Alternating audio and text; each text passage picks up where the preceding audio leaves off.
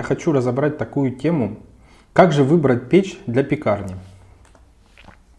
Давайте начнем с того, какие же бывают виды печей для пекарни полного цикла. Первая и, наверное, одна из самых менее распространенных ввиду своей стоимости — это подовая печь. Вторая — конвекционная, также мини-ротационные печи и ротационные печи. Последние две позиции в основном используются для объектов большего формата. Как правило, это мини-хлебопекарные производства, которые обеспечивают несколько точек продаж или торгуют оптом. То есть, по сути, для пекарни полного цикла чаще всего используются либо подовые печи, либо конвекционные печи. Подразделяются же все печи по видам топлива. То есть бывают газовые, электрические, на твердом топливе, на жидком топливе. На твердом топливе и жидком топливе в основном используются ротационные печи. Как правило, маленьких печей на подобном топливе не бывает.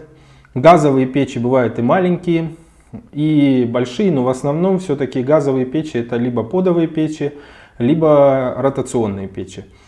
В большей своей степени для пекарен полного цикла используются электрические печи. Это обусловлено тем, что в большинстве, во всех помещениях для пекарен полного цикла чаще всего есть электричество.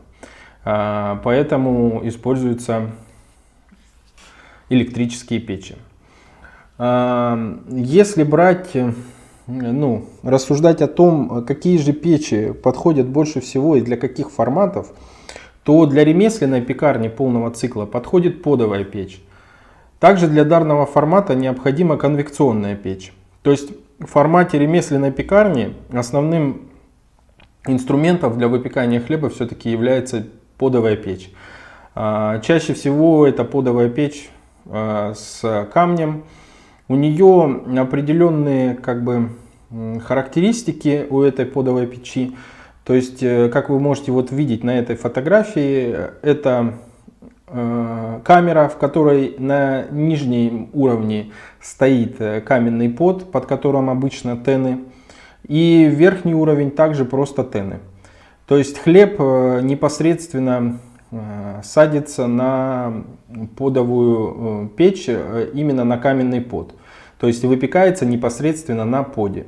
В то время как, например, в конвекционной печи хлеб или хлебобулочное изделие выпекается на листе. То есть, как правило, разделение в ремесленной пекарне идет по следующему принципу. То есть хлеб выпекается на подовой печи, а мелкоштучные изделия, сдоба, слоеные изделия выпекаются в конвекционной печи. Данная печь не так распространена на территории России по основной причине — это высокая стоимость ее покупки. То есть сейчас уже, конечно, появились российские аналоги, достаточно дешевые, но в то же время это существенно больше, чем стоит конвекционная печь.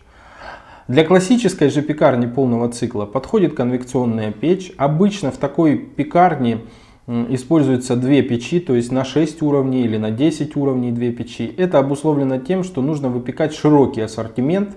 И, как правило, у разных позиций ассортиментных разные температуры выпечки. Поэтому, например, в одной печи вы можете печь хлеб, в другой печи вы можете печь мелкоштучные хлебобулочные изделия. То есть, если брать, как же выбрать подходящую печь для вашего производства или пекарни полного цикла, в основном я бы рекомендовал для пекарен полного цикла рассматривать конвекционные печи. Конвекционные печи могут быть, как я и сказал, на 6-10 уровней, чаще всего это две печи. А какая марка данной конвекционной печи зависит от все-таки бюджета, потому что именно бюджет определяет марку, по сути, и технические характеристики окончательные данной печи. Из популярных брендов, которые чаще всего встречаются, это Восход. Это компания, которая российская и занимается производством конвекционных, ротационных, даже подовых печей. Также встречаются итальянские производители, такие как Unox, Sotariva. Бывают шведские производители, Revent, например, Svebodalen, немецкие, Mive. То есть здесь все-таки зависит все от бюджета.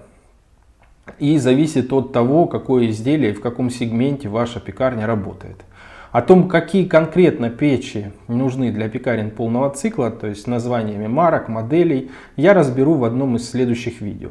Для тех, кто уже решил открыть собственную пекарню полного цикла или хлебопекарный объект, оставляйте заявку на сайте technologybp.ru, ссылка есть в описании, либо набирайте в поисковике technologybp.ru. Мы обязательно проконсультируем вас. Подписывайтесь на мой канал «Как открыть пекарню», ставьте лайки, оставляйте вопросы в комментариях, я обязательно на них отвечу. Спасибо за внимание, до новых встреч!